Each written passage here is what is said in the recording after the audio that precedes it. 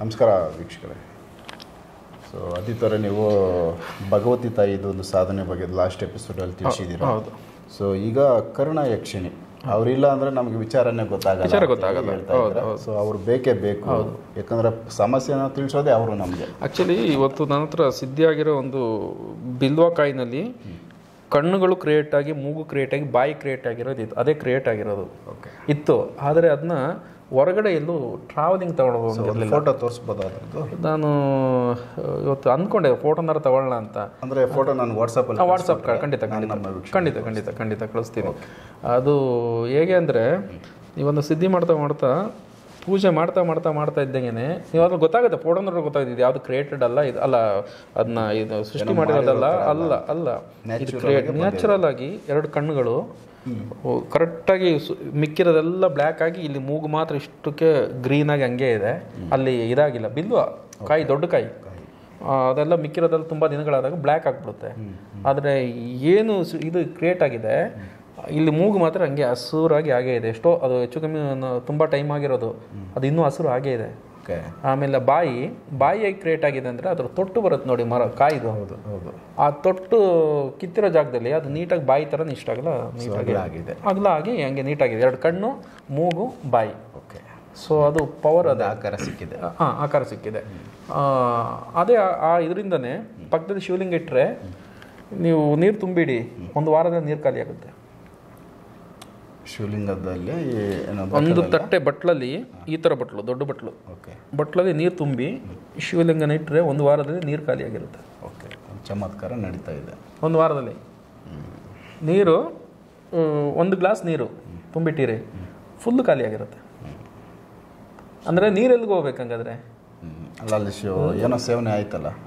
ಅಲ್ಲ, ನೀವು ಒಂದು ವಾರ, ವರ್ಷ ಆದರೆ ಬೇರೆ ಥರ ಏನಾಗುತ್ತೆ, ಬಿಸಿಲಿಗೋ ಅದಕ್ಕೋ ಆವಿಯಾಗಿ ಹೋಗಿರ್ಬೋದು ಅನ್ಕೋಬೋದು. ವರ್ಷಕ್ಕೆ ಒಂದು ಗ್ಲಾಸ್ ನೀರು ಅಂದರೆ ಒಂದು ವಾರಕ್ಕೆ ಒಂದು ಗ್ಲಾಸ್ ನೀರು ಫುಲ್ ಖಾಲಿಯಾಗಿರುತ್ತೆ. ಸೊ ಒಂದು ಪವಾಡ ಆಯಿತು. ಅಂಥದ್ದು ತುಂಬ ಪವಾಡಗಳು, ಕೌತುಕಗಳು ತುಂಬ ನಡೆದಿದೆ. ಯಾಕಂದರೆ ಒಂದು ನಡೆದಾಗ ನಮ್ಗೆ ಏನು ಅನಿಸುತ್ತೆ, ಆಶ್ಚರ್ಯ ಆಗುತ್ತೆ. ತುಂಬ ನಡೆದಾಗ ನಾರ್ಮಲ್ ಆಗಿಬಿಡುತ್ತೆ, ಆ ಥರ. ಸೊ ಈಗ ಸಾಧನೆ ಬಗ್ಗೆ, ಕರ್ಣ ಯಕ್ಷಿಣಿ ಅದು ಇದ್ರ ಜೊತೆನೇ ಹೋಗುತ್ತೆ. ಸಾಧನೆ ಮಾಡ್ಕೋಬೇಕು. ಸಾಧನೆ ಮಂತ್ರ ಜಪ ಮಾಡ್ತಾ ಇರಬೇಕು. ಅದರದ್ದು ಮಂತ್ರ ಇದೆ. ಯಂತ್ರ ಬರಿಬೇಕು. ಯಂತ್ರ ಇಟ್ಟು ಪೂಜೆಗೆ ಜಾಗದಲ್ಲಿ ಎರಡೂ ಇಡಬೇಕು. ಭಗವತಿದು ಅದು ಎರಡು ಇಡಬೇಕು. ಇದಕ್ಕೂ ಪೂಜೆ ಜೊತೆಗೆ ಅದರ ಮಂತ್ರ ಇದೆ, ಮೂಲ ಮಂತ್ರ ಜಪ ಮಾಡಬೇಕು. ಎಷ್ಟು ಚಂಚಲತೆ ಕೊಡುತ್ತೆ ಅಂದರೆ ನಿಮಗೆ, ಈ ಪಾದರಸ ಥರ, ಪಾದರಸ ಹಿಂಗೆ ಮುಟ್ಟಿದ್ರೆ ಹಿಂಗೆ ಜಾರುತ್ತಲ್ಲ, ಅಷ್ಟೇ ಇದು ನಿಮ್ಗೆ. ಇದನ್ನ ಮಾಡಬೇಕಾದ್ರೆ ತುಂಬ ಕಷ್ಟ ಇದೆ, ನೀವು ತುಂಬಾ ಕಷ್ಟ ಪಡಬೇಕಾಗತ್ತೆ. ಕೊನೆಗೆ ಕೊಡುತ್ತೆ, ಅಷ್ಟು ಈಸಿಯಾಗಂತೂ ಕೊಡಲ್ಲ, ತುಂಬ ಚಂಚಲ ಮಾಡುತ್ತೆ. ನಿಮ್ಮ ಮನಸ್ಸು, ನಿಮ್ಮ ಕೆಲಸ ಬೇಡ 48 ದಿನ ನಿಮಗೆ 48 ಯುಗ ಆದಂಗೆ ಆಗುತ್ತೆ. ಅಷ್ಟು ದೊಡ್ಡದು ಅದು, ಅಷ್ಟು ಹಂಗೆ ಅನಿಸುತ್ತೆ. ಆದರೆ 48 ದಿನ ತುಂಬ ಚಿಕ್ಕದು, ಆದರೆ ನಿಮ್ಗೆ ಹಂಗೆ ಅನಿಸುತ್ತೆ. ಆದರೆ ಯಾವುದೇ ಒಂದು ದೊಡ್ಡ ಶಕ್ತಿ ಇದೆಯಲ್ಲ, ನಿಮ್ಗೆ ಅಷ್ಟು ಈಸಿಯಾಗಿ ಯಾವುದೂ ಕೊಡಲ್ಲ. ಪ್ರಕೃತಿನೂ ಕೊಡಲ್ಲ, ದೈವಿ ಶಕ್ತಿನೂ ಕೊಡಲ್ಲ. ಅದು ನಿಮ್ಮನ್ನು ಸಿಕ್ಕಾಪಟ್ಟೆ ಮುದ್ದೆ ಇಸ್ಕಿದಂಗೆ ಇಸ್ಕಿ ಹಿಂಗೆ ಮಾಡಿ ಕೊನೆಗೆ ನೀವು ಅದರಲ್ಲಿ ಓಕೆ ಅಂದರೆ ಮಾತ್ರ ನಿಮಗೆ ಅದು ಸಿದ್ಧಿ ಆಗೋದು, ಕೊಡೋದು. ಇಲ್ಲ, ಸಿಗಲ್ಲ. ಇಲ್ಲ ಅಂತಂದರೆ ಪ್ರಪಂಚದ ಎಲ್ಲರೂ ದೊಡ್ಡ ಸಾಧಕರಾಗಿರ್ಬೋದಾಗಿತ್ತು, ಎಲ್ಲರೂ ಸಾಧನೆ 100% ಮಾಡ್ಬೋದಾಗಿತ್ತು. ಹಂಗಿದ್ರೆ ನಾನು ಅದು ಮಾಡ್ತೀನಿ, ಇದು ಮಾಡ್ತೀನಿ ಅಂತ. ಬಟ್ ಕ್ರಮಬದ್ಧವಾಗಿ, ಅದರ ಮುಖ್ಯ ಒಳ್ಳೆ ಗುರು ಬೇಕು ಸರ್. ಒಳ್ಳೆಯ ಗುರು ಬೇಕು. ಒಳ್ಳೆಯ ಗುರು ಮಾರ್ಗದರ್ಶನದಲ್ಲಿ ಮಾಡಿದ್ರೆ 100% ಸಕ್ಸಸ್. ಅಷ್ಟು ಪವರ್ ಇರುತ್ತೆ, ಪವರ್ ಹಂಗೆ ಇರುತ್ತೆ. 48 ದಿನದಲ್ಲಿ ಎರಡೂ ಸಾಧನೆ ಆಗೋಗುತ್ತೆ ಅಟ್ ಎ ಟೈಮ್. ಅಂದರೆ ಬೆಳಿಗ್ಗೆ ಒಂದು ಪೂಜೆ, ಸಂಜೆ ಒಂದು ಪೂಜೆ ಇರುತ್ತೆ. ಅದು ಸಮಯಗಳಿದೆ, ಆ ಸಮಯದಲ್ಲಿ ಮುಗಿಸ್ಬೇಕು. ಬೆಳಗ್ಗೆ 6 ಗಂಟೆ ಒಳಗೆ ಮುಗಿದೋಗ್ಬಿಡೋದು ಪೂಜೆ. ಸಂಜೆ ಕತ್ಲಾದ್ಮೇಲೆ 6 ಗಂಟೆ ಮೇಲೆ ಶುರು ಮಾಡಬೇಕು. ಬೆಳಿಗ್ಗೆ 6 ಗಂಟೆ ಒಳಗಡೆ, ಸಂಜೆ ಗೋಧೂಳಿ ಟೈಮು, ಮೊದಲು ಶುರು ಮಾಡಬೇಕು. ಸೊ ನಿಮ್ಮ ಅನುಭವಗಳು ಆ ಸಾಧನೆ ಟೈಮಿನಲ್ಲಿ ಏನೆಲ್ಲ ಒಂದು ಘಟನೆಗಳು? ಸಾಧನೆ ಟೈಮಲ್ಲಿ ಒಂದು ಆಕ್ಸಿಡೆಂಟ್ ಆಗುವಂಥ ಸಿಚುವೇಶನ್ ಇತ್ತು ಆ ಸಮಯದಲ್ಲಿ. ಓಕೆ. ಇನ್ನೇನು ಆಗೋಯ್ತು ಅನ್ನೋಷ್ಟೊತ್ತಿಗೆ ಕಾಪಾಡ್ತಾಳೆ ತಾಯಿ, ಕಾಪಾಡುತ್ತೆ. ಅಂದರೆ ನಮ್ಮನ್ನು ಭಯ ಪಡಿಸುತ್ತೆ. ಅಂದರೆ ನಿಮ್ಗೆಲ್ಲರೂ ಭಯ ಬಂದ್ಬಿಟ್ಟು ಆಕ್ಸಿಡೆಂಟ್ ಆಗ್ತಿದೆ, ಸತ್ತೋಗ್ತಿದೆ ಅಂತ ಭಾವನೆ ಬಂದ್ಬಿಟ್ರೆ, ಇದರಿಂದೇನೇನೋ ಆಗ್ತಿದೆಯೇನೋ, ಬೇಡಪ್ಪ ಇದನ್ನ ಬಿಟ್ಬಿಡೋಣ ಅಂತ ಆ ಥರನೂ ಬಿಟ್ಬಿಡ್ತಾರೆ. ಇಲ್ಲಿ ಏನಂದ್ರೆ ನಿರ್ಧಾರ ಆಗ್ಬಿಡ್ಬೇಕು. ನಂಬಿದ್ದೀನಿ, ಯಾವುದೇ ಕಾರಣ ಕೈ ಬಿಡಲ್ಲ ತಾಯಿ. ಆದರೆ ಎಲ್ಲ ಥರನೂ ನೋಡಿಸುತ್ತೆ ವ್ಯಕ್ತಿಯ ಇದನ್ನ ಹೇಗೆ ಅಂತ. ಯಾಕಂದ್ರೆ ಅಷ್ಟು ಈಸಿಯಾಗಿ ಒಂದು ಇದನ್ನ ಕೊಡೋಕ್ಕಾಗಲ್ಲ ಸರ್, ಯಾರೂ ಕೊಡಲ್ಲ ಅಷ್ಟು ಈಸಿಯಾಗಿ. ಈ ಶಕ್ತಿನ ನಿನ್ನ ಕೈಲಿ ಕೊಡಬೇಕು ಅಂತಂದರೆ ಅದನ್ನು ಪ್ರತಿಯೊಂದಕ್ಕೆ ಸಿದ್ಧ ಇದ್ದಾನೆ ಅಂತ ನೋಡ್ತಾರೆ. ಅದನ್ನ ಶಕ್ತಿನೂ ಬೇಕು, ಇದು ಬೇಕಂದರೆ ಈಗಿನ ಕಾಲದಲ್ಲೆಲ್ಲ ಮನೇಲಿ ಮಾಡ್ತಾರೆ. ಹಳೆ ಕಾಲದಲ್ಲೆಲ್ಲ ಕಾಡಲ್ಲಿ ಹೋಗಿ ಕೂತ್ಕೊಂಡು ಮಾಡೋರು. 48 ದಿನ ಅಂದರೆ ಮನೆಗೆ ಬರೋಂಗೆ ಇಲ್ಲ, ಕಾಡಲ್ಲೇ ಕೂರಬೇಕು, ಅಲ್ಲೇ ಎಲ್ಲ ಮುಗಿಸ್ಕೊಂಡ್ಬರ್ಬೇಕು. ಅಲ್ಲಿ ಇವಾಗ ನಮ್ಗೆ ಪರವಾಗಿಲ್ಲ, ಆ ಕಾಲದಲ್ಲೆಲ್ಲ ಕಾಡಲ್ಲಿ ಪ್ರಾಣಿ ಪಕ್ಷಿಗಳು, ಸಿಂಹ, ಹುಲಿಗಳೆಲ್ಲ ಇಲ್ಲ ಅಂದ್ರೆ ಬೇಕಾದ್ರೆ ಕ್ರಿಯೇಟಾಗಿ ಬಂದಿರೋದೇನೋ ಮೋಸ್ಟ್ಲಿ ಭಯ ಪಡಿಸೋಕ್ಕೆ. ಸೊ ಬಂದಿರ್ಬೋದು, ಅಂದರೆ ಎದುರು ಓಡೋಗ್ಬಿಟ್ರೆ ಮತ್ತೆ ಅದು ಸಾಧನೆ ಆಗಲ್ಲ ಅಂತ. ಆಮೇಲೆ ಇನ್ನೊಂದಿದೆ, ಅದು ತುಂಬ ಕಷ್ಟ, ಸ್ಮಶಾನ ಕಾಳಿ. ಅದು ತಮಾಷೆ ಅಲ್ಲ ಸರ್, ಅದು ನಾನು ಅದನ್ನ ಇದು ಮಾಡ್ತಾ ಇಲ್ಲ. ಹಾಗೆ ಈಗಿನ ಜನ್ರೇಷನಲ್ಲಿ ಇರೋರಿಗೆ ಬೇಡ ಅದು ಅಂತ. ಯಾಕಂದರೆ ಅಷ್ಟು ಶಕ್ತಿ ಬೇಕು ಅದನ್ನ ಕಲಿಯೋನಿಗೆ. ಬರೀ ಆತ್ಮಶಕ್ತಿ, ಸ್ವತಃ ಆತನಿಗೂ ಅಂಥ ಶಕ್ತಿ ಇರಬೇಕು. ಕೆಲವ್ರಿಗೆ ದೆವ್ವ ಸ್ಟೋರಿ ಹೇಳಿದ್ರೇ ಪದ್ರ ಕೊಡೋಕೆ ಶುರು ಮಾಡಿದ್ರೆ, ಅಂಥವ್ರಿಗೆ ಇದನ್ನೆಲ್ಲ ಹೇಳ್ಬಿಟ್ರೆ ಸಿದ್ಧಿ ಶುರು, ಕೊನೆ ದಿನ ಬರುತ್ತೆ, ಅವನು ತಾಕತ್ತಿಲ್ಲ ಅಂದ್ರೆ ಅಲ್ಲೇ ಹಾರ್ಟ್ ಅಟ್ಯಾಕ್ ಸತ್ತೋಗ್ಬಿಡ್ತಾನೆ. ಆ ರೂಪ ನೋಡೋಕ್ಕಾಗದೆ, ಅಂದರೆ ಅದು ಕೊನೆದಾಗ ಬರ್ಬೇಕಾದ್ರೆ ರೂಪದಲ್ಲೇ ಬರೋದು, ಒರಿಜಿನಲ್ ರೂಪದಲ್ಲೇ ಬರೋದು. ಇದಕ್ಕೆ ತಡ್ಕೊಳ್ಳೋ ಶಕ್ತಿ ಇರಬೇಕು. ಬಟ್ ಅದು ಅಷ್ಟೇ, ಉಗ್ರ ನಿಮಗೆ 24 ಗಂಟೆ ಅಂದರೆ 24 ಗಂಟೆ, 12 ಗಂಟೆ ಅಂದರೆ 12 ಗಂಟೆಯಲ್ಲಿ ಕೆಲಸಗಳು. ನೀವು ಹಿಂಗಾದ್ರೆ ಚಿಟಿಕೆ ಹೊಡೆದ್ರೆ ಕೆಲಸಗಳು, ಚಿಟಿಕೆ ಹೊಡೆದ್ರೆ ಸಾಕು. ಆದರೆ ಅದನ್ನ ಸಾಧನೆ ಮಾಡೋದು ಅಷ್ಟೇ. ಈಗಿನ ನನ್ನ 100% ಹೇಳ್ತೀನಿ, ಈಗಿನ ಜನ್ರೇಷನ್ ಜನಗಳಿಗೆ ಆಗಲ್ಲ ಅದು. ಯಾಕಂದರೆ ಎಲ್ರೂ ಸಿಟಿ ವಾತಾವರಣದಲ್ಲಿ ಬೆಳೆದಿರ್ತಾರೆ. ಹಳೆ ಕಾಲದ ಜನಗಳು ಅಂದರೆ ಹಳ್ಳಿ ಸ್ಮಶಾನಗಳ ಮಧ್ಯೆ, ಕಾಡುಗಳಲ್ಲಿ, ಸ್ಮಶಾನದಲ್ಲಿ ಓಡಾಟ, ಅವೆಲ್ಲ ಒಂದಷ್ಟು ಬೈಕ್ ಬರುತ್ತೆ, ಧೈರ್ಯಗಳು ತುಂಬಿರುತ್ತೆ. ಈಗಿನ ಜನಗಳಿಗೆಲ್ಲ ಅಷ್ಟು ಇದಿಲ್ಲ. ಪಿಕ್ಚರಲ್ಲೋ ಟಿ ವಿನಲ್ಲೋ ಪಿಕ್ಚರ್ ನೋಡ್ಬಿಟ್ರೆ ಪದರಗೊಡ್ತಾರೆ ಅಂತೆಲ್ಲ ಅದಾಗುತ್ತೆ. ರಿಯಲ್ ರೂಪಗಳು ಅನ್ನೆಲ್ಲ ನೀವು ನೋಡ್ಬಿಟ್ರೆ ಕಷ್ಟ ಇದೆ. ಅದು ಮಂತ್ರಗಳು ತುಂಬ ಲೆಂತಿ ಮಂತ್ರ, ಇಷ್ಟು ಉದ್ದ ಬರುತ್ತೆ ಮಂತ್ರ. ನೀವು ಒಂದ್ಸಲ ಜಪ ಮಾಡೋಕ್ಕೆ ಮಿನಿಮಮ್ 3/4 ಗಂಟೆ ಹಿಡಿಯುತ್ತದೆ. ಇವಾಗ ನಮ್ಮ ನೀವು ಸಾಧನೆ ಮತ್ತೆ ಮಾಮೂಲಿ ಕೆಲವರು ನೀರಲ್ಲಿ ಸಾಧನೆ ಮಾಡ್ತಾರೆ. ನೀರಲ್ಲಿ ಇಲ್ಲಿವರೆಗೆ ನೀರಲ್ಲಿ ಮುಳುಗಿ ಮಾಡಬೇಕು, ಅದು ಮರದ ಕೆಳಗಡೆ ಇರುತ್ತೆ. ನೀವು ಯಾವ ರೀತಿ ಸಾಧನೆ? ನಂದು ಮನೆಯಲ್ಲೇ ಮಾಡಿರೋದು, ಸಿಂಗಲ್, ಯಾರದು ಅಡೆತಡೆ ಇಲ್ಲದೆ 48 ದಿನಗಳು ಒಂದೇ ರೂಮಲ್ಲಿ ಒಂದು ಇದರಲ್ಲೇ ಮಾಡಿರೋದು. ಯಾಕಂದರೆ ನಾನು ಮಾಡಿರೋದು ಬೆಂಗಳೂರಲ್ಲೇ, ನನ್ನ ಗುರುಗಳಿದ್ದು ಬೆಂಗಳೂರಲ್ಲೇ. ಸೊ ಹಂಗಾಗಿ ನಾನು ಬೆಂಗಳೂರಲ್ಲೇ ಮಾಡಿರೋದು. ಹಳ್ಳಿ ಕಡೆ ಆಗಿದ್ದರೆ ಮೋಸ್ಟ್ಲಿ ಆ ಥರ ಇರುತ್ತಿತ್ತು. ಆಮೇಲೆ ಕೆಲವು ಪ್ರಯೋಗಕ್ಕೆ ಹೋಗಿದ್ವಿ ಗುರುಗಳ ಜೊತೆ. ಅದು ಭಯಾನಕ ಪ್ರಯೋಗ. ಫಸ್ಟ್ ಟೈಮು ನನಗೂ ಸಿಕ್ಕಾಪಟ್ಟೆ ಧೈರ್ಯ ನನಗೆ.